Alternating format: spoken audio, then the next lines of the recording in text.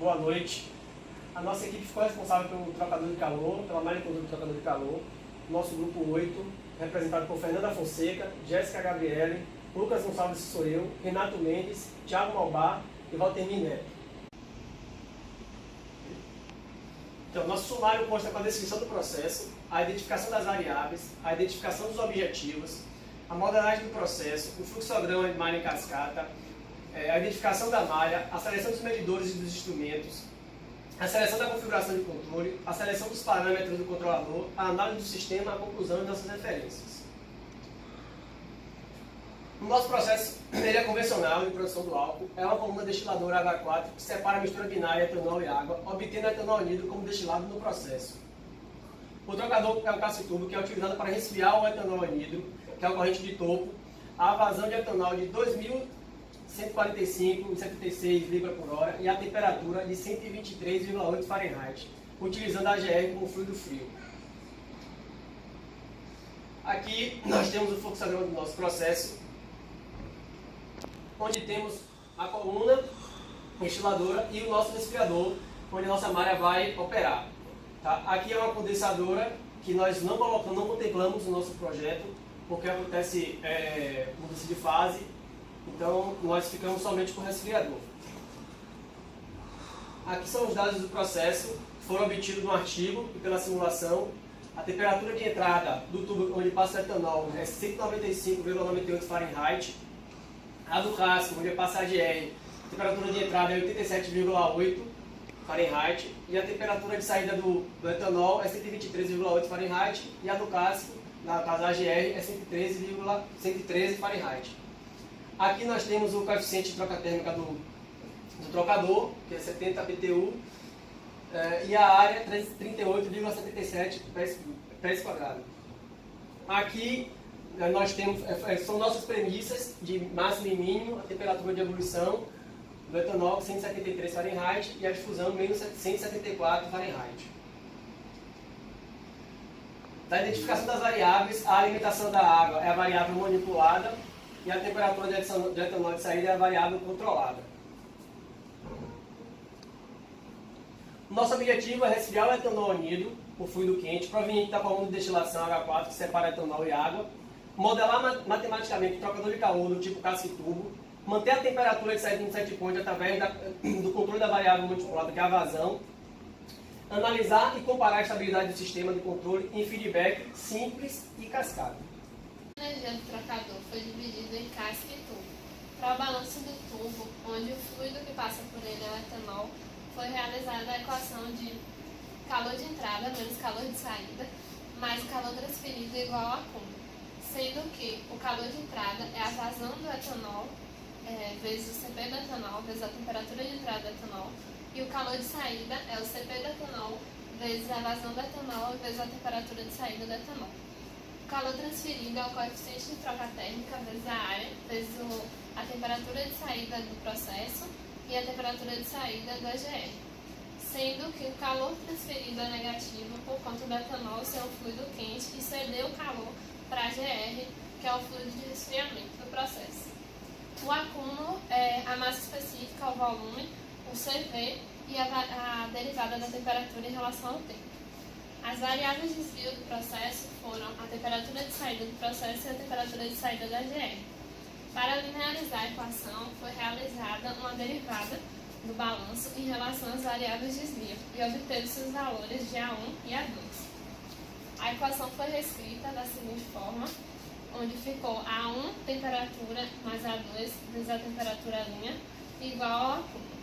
Aplicando a transformada de Laplace nessa equação, transferimos a função do tempo para a frequência, e assim obtemos a função de transferência para o tubo, onde a constante de tempo é 0,3238 e o ganho do processo é menos 0,5906.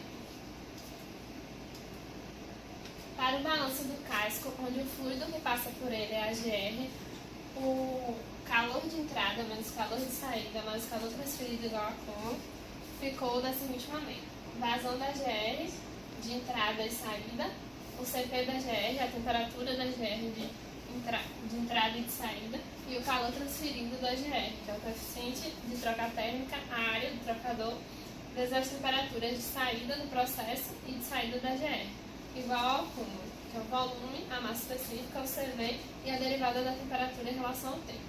As variáveis de desvio para essa equação foram a vazão da GR, a temperatura de saída da GR e a temperatura de saída do processo.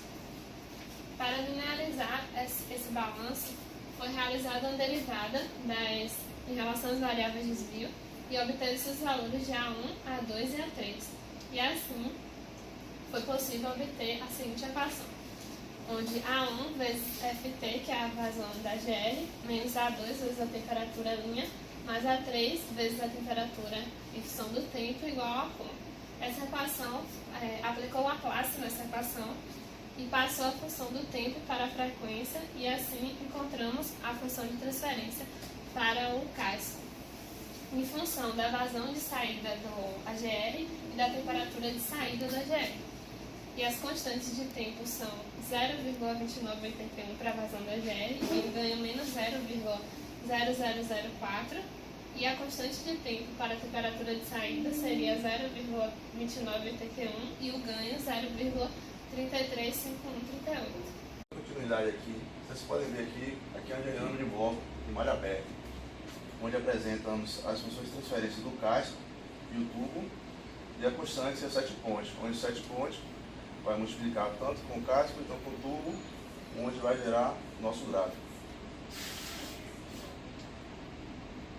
Bem, nosso fluxograma aqui do processo da malha tipo cascata. O que seria malha, controle de cascata? Seria apresentar duas malhas, que seria a malha mestre, que seria o nosso controle supervisório, onde vai medir a nossa variável temperatura, onde é a variável lenta, e a segunda malha seria a malha escravo, controlador servo, ou seja, onde seria a nossa variável rápido, que seria a vazão. Como é que funciona o fluxograma aqui? A gente vai medir a temperatura do etanol resfriado pelo nosso sensor de temperatura, onde o transmissor de temperatura vai mandar um sinal elétrico de 4 a 20 mA para o controlador de temperatura, onde vai comparar com os 7 pontos. Após isso, vai encaminhar um novo 7 pontos para um novo controlador, indicador de vazão, onde vai ser comparado também pelo nossa variável vazão, que vai ser medido pelo nosso placa de orifício. Após isso, vai ser transmitido em um sinal de 420 mA para o nosso controlador, onde vai comparar com os 7 pontos que foi gerado no TIC, no controlador de temperatura. Após isso, vai mandar um sinal de 420 mA para o nosso conversor, onde vai ocorrer a conversão do sinal elétrico para pneumático de 3 PSI, onde vai mandar o ar comprimido para o nosso atuador, que vai controlar a nossa válvula.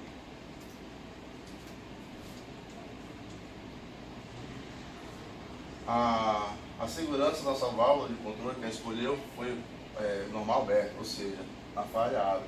Se por acaso tiver alguma fatura de energia, algo parecido, ela vai estar aberta. Por quê?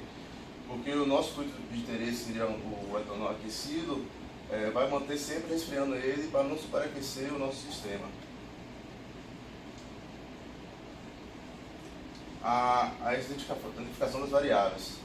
Nossa variável controlada será a saída do etanol, hoje, que é a nossa variável de nosso interesse. A variável manipulada será a água de resfriamento, ou seja, onde nosso elemento final de controle vai atuar. Nosso tipo de malha é malha fechada.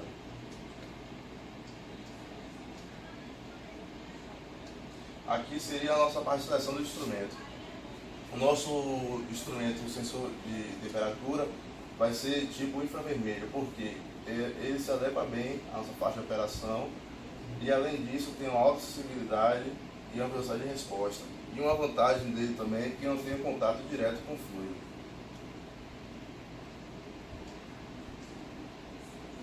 O nosso medidor de vazão vai ser tipo placa de orifício, porque ele é um instrumento simples, fácil de instalação e de baixo custo.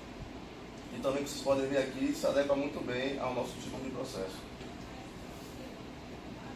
A seleção do elemento final de controle vai ser a válvula tipo globo, porque ela controla bem o fluxo e além também apresenta boa estabilidade. o nosso atuador vai ser tipo diafragma, onde vai ser atuado pelo o ar comprimido. Então, continuando, quanto à seleção dos nossos instrumentos, a gente escolheu um transmissor de temperatura do modelo TT301 da SMAR. É um transmissor versátil e utilizado com cerca de inúmeros sensores. O conversor de sinal que a gente utilizou foi o modelo FP300 da SMAR também. Ele é o conversor responsável por converter o sinal elétrico de cerca de 4 a 20 mA para um sinal pneumático que vai ser enviado para o atuador da válvula de controle tipo globo, porque é um atuador pneumático. E o transmissor de vazão que a gente escolheu é o modelo LD301. É um transmissor de vazão que também é utilizado não só para controle de vazão, mas também controle de nível e de pressão. Quanto ao cálculo das funções de transferências do sensor transmissor do nosso processo. No capítulo 5 do currículo, ele ensina o passo a passo desse cálculo para o sensor transmissor e ele fala que eles têm um comportamento de atraso de primeira ordem. Com base nisso, o cálculo do ganho também ele é feito em relação à saída do sensor transmissor e a faixa de operação na entrada são dados fornecidos pelo fabricante. Então, para o nosso sensor transmissor de vazão, que tem uma leitura de faixa de operação máxima de 20 a um zero de instrumento de 4 mA e ele lê até uma temperatura máxima de 800 graus Celsius, então a gente considerou o zero do instrumento zero. E assim, considerando que o tal é nulo e a função de transferência do processo seja proporcional ao ganho, a gente achou essa função de transferência para o transmissor de vazão. Seguindo o mesmo raciocínio para o transmissor de temperatura, no catálogo do fornecedor, ele não dava uma faixa de operação quanto à leitura do sinal de saída, mas ele dava o valor em percentual, que também é um modo de ocorrer essa leitura e que é citado no currículo.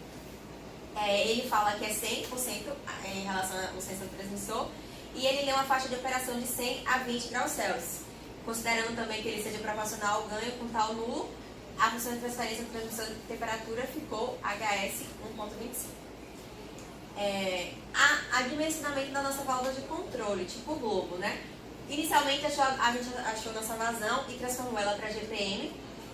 E posteriormente a gente colocou os dados de projeto em questão de pressão, da queda de pressão de linha, que foi 20 PSI.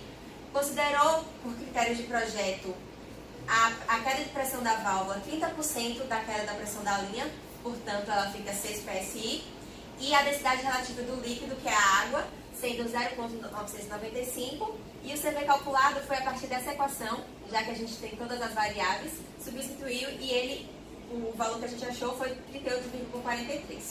Essas outras equações a gente também utilizou no mencionamento da válvula. Essa equação aqui, eu vou mostrar posteriormente o valor que a gente calculou, que é o coeficiente de atrito linear. Essa é a segunda equação aqui. O currículo ele fala como a gente considera a nossa válvula com comportamento linear. Ele simplifica essa equação para esse tipo de válvula e ela vai ter um comportamento de atraso de primeira ordem. Como eu falei, o CV calculado foi 38,43. O currículo ele orienta que sempre aproxime para mais esse valor de CV calculado. Então, quando a gente fomos no catálogo da válvula, a gente visualizou que para uma válvula de comportamento linear ficaria 41 o CV padronizado, já que a gente aproximou para cima esse valor. Então, fica o CV padronizado de 41. O coeficiente linear de atrito, que eu mostrei a equação anteriormente, foi 2,39 vezes 10 a menos 5. O ganho da válvula ficou, substituindo todo, já que a gente tem todos os dados agora para poder utilizar aquela equação, ficou em torno de 5,677. Assim, a nossa função de transferência da válvula foi essa, porque esse 90 segundos aqui, que é o nosso tempo, né, foi considerando o tempo de atuação do nosso atuador, porque o fabricante não manda desprezar, né, esse tempo, e ele considera 90 segundos. Então, essa fica a nossa função de transferência da válvula. Nós escolhemos um sistema de controle cascata, Mas por termos comparativos, que era um dos nossos objetivos, construímos também uma malha de feedback para comparar e analisar os dois sistemas. Esse aqui é a malha de controle de feedback simples. Temos a entrada do nosso setpoint, que vai sair aqui no scoop, né, para poder analisar no gráfico. A medição do sinal feito pelo sensor de temperatura, que é uma realimentação negativa. Esse valor aqui é o ganho para poder compensar o erro desse sensor de temperatura, que é o erro residual. Se ele não tivesse, sempre ia ficar um pouco acima do setpoint, nunca alcançando. Então a gente precisa colocar esse ganho para poder atenuar esse erro. O controlador de temperatura vai comparar esses dois valores, o valor medido pelo sensor de temperatura e o valor do setpoint. A partir daí é que ele vai enviar o sinal da válvula, que vai ter a correção do nosso elemento final de controle, para poder alcançar o nosso objetivo, que é o setpoint, né? Aqui tem o nosso processo e colocamos uma perturbação para poder avaliar a estabilidade do sistema depois, no final. Aqui é uma malha de controle de cascata, que é a nossa configuração escolhida. A diferença do controle de cascata para o controle de feedback é a presença do sensor escravo. Temos o sensor mestre, que é o sensor de temperatura que tinha já no controle de feedback, na malha de feedback. E esse sensor escravo, ele é uma característica importante do sistema cascata, porque atenua os distúrbios do processo. Esse sensor, ele vai ler o fluxo do processo, tem uma realimentação negativa. A diferença é que o setpoint dele é enviado pelo controlador de temperatura. Vai comparar também o controlador de fluxo, o PI que a gente escolheu. Vai ver esse erro, vai enviar e a válvula vai atuar no processo. Quaisquer distúrbios que ocorram na nossa variável rápida, que é a vazão, eles vão ser atenuados pelo controlador de fluxo antes que chegue na nossa variável controlada, que é a temperatura de saída do processo. É por isso que o controle de cascata, que a gente vai mostrar, é mais efetivo do que o controle de feedback. Bom, para realizar a sintonia do controlador é importante conhecer alguns critérios de sintonia. Dentre eles nós temos o overshoot, que é a amplitude máxima do sistema, o offset, que é o desvio permanente do sistema, a razão de queda, que é a razão de decaimento, que é a razão entre a segunda oscilação e a primeira oscilação, que veio ali na figura, o tempo de elevação, que é o tempo de resposta, que é o tempo necessário para o sistema alcançar o setpoint, a frequência, que é o invés do período, e o tempo de assentamento, que é o tempo que o sistema leva para se estabilizar. Para se realizar a sintonia do nosso controlador, nós utilizamos um dos métodos propostos por Ziegler e Nichols. Ele propôs dois tipos de métodos, um que é o curva de reação, que é um método que ocorre utilizando o sistema de malha aberta, e o outro foi o método de ganho limite, que ocorre no sistema de malha fechada, que foi o que nós utilizamos. Esse método utiliza o critério de encontrar um ganho crítico, que é o ganho que promove uma oscilação senoidal com amplitude constante no sistema, e acima desse ganho a oscilação vai continuar crescendo de forma instável, e por isso que precisa encontrar esse ganho crítico. Para encontrar esse ganho crítico, nós zeramos os fatores integrativos e derivativos do nosso controlador, trabalhando só com o ganho proporcional, pelo método de tentativa e erro, nós encontramos o ganho crítico de menos 90 e o tempo crítico, consequentemente, foi de 0,9 segundos para o controlador. Então, com um overshoot de 50%. Com esses valores, nós fizemos uso da tabela que tem no Corripio, capítulo 7, para o método de Ziegler e Nichols, aplicamos tanto para o controlador PI quanto para o PID, que é o servo e o controlador mestre. Então, aqui nessa tabela nós temos os tipos de controladores e por que os que nós selecionamos são recomendados para o nosso processo.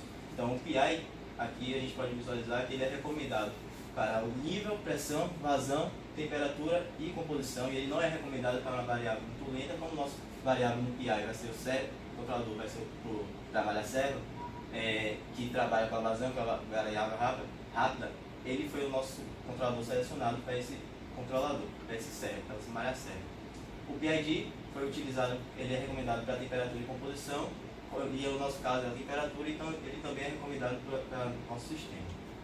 Então, substituindo aqueles valores do ganho crítico e tempo crítico na tabela que eu mostrei agora há pouco, nós obtemos esses valores para o controlador mestre, PID, e o controlador escravo, PI, onde o controlador mestre temos um ganho proporcional de menos 52,94, a integral, o tempo integrativo foi de 0,45 segundos, o tempo derivativo de 0,1125, para o controlador escravo, o ganho proporcional foi de 11,37 e o tempo integrativo de 0,62 segundos.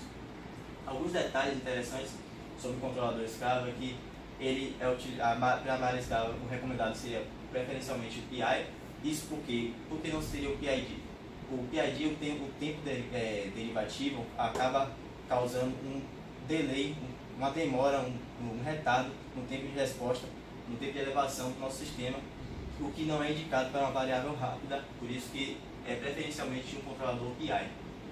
O controlador escravo tem um ganho proporcional maior do que o controlador mestre. O controlador de temperatura, que vai gerar o set point para esse controlador escravo, o controlador de vazão, a gente começou a sintonia pela malha escrava e o overshoot que a gente obteve foi o menor possível. Agora a análise do sistema, nós estaremos fazendo uma análise do sistema malha aberta. Vimos que sem o nosso sistema, sem o nosso controlador, o nosso objetivo do set point 51 não é atingido. Encontramos uma curva negativa que encontra o set point, e mesmo a gente fazendo o sistema. E para isso, a gente faz o segundo sistema feedback. Fazendo análise do sistema feedback, a gente vê que o sistema encontra o nosso set point 51 e nunca atinge nossos limites.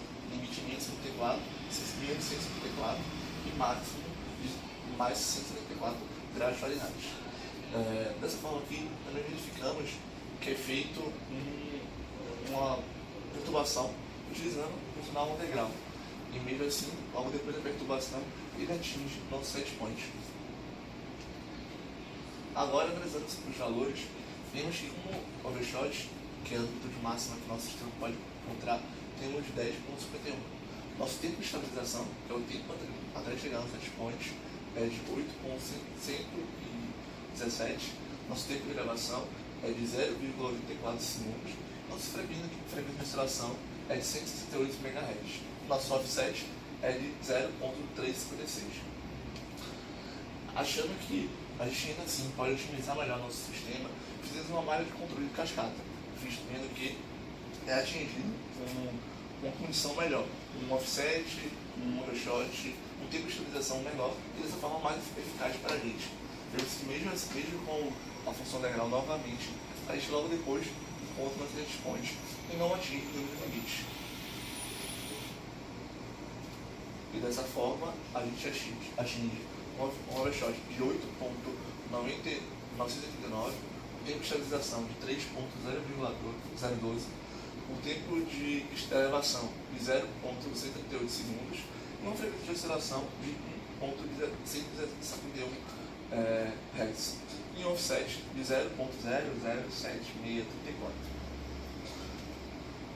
Aqui a gente analisa os três sistemas em conjunto e nesse gráfico é possível analisar tanto a malha aberta com a malha em sistema feedback, como também a malha cascata, sendo claramente visto que nosso set point é encontrado de forma mais eficaz na malha cascata, tanto utilizando os critérios como overshot, o nosso offset e o tempo de estabilização. Para concluir, visto que a malha cascata foi a mais eficaz, pois ela tem um tempo de resposta mais rápido, chegando assim mais rápido ao set point, e também tem o menor tempo de estabilização, o menor overshot. Essas são nossas referências. Aqui está o currículo que eu devo indicado pela professora, alguns estudos de casos que utilizamos para fazer o trabalho, e agradecendo a atenção de todos.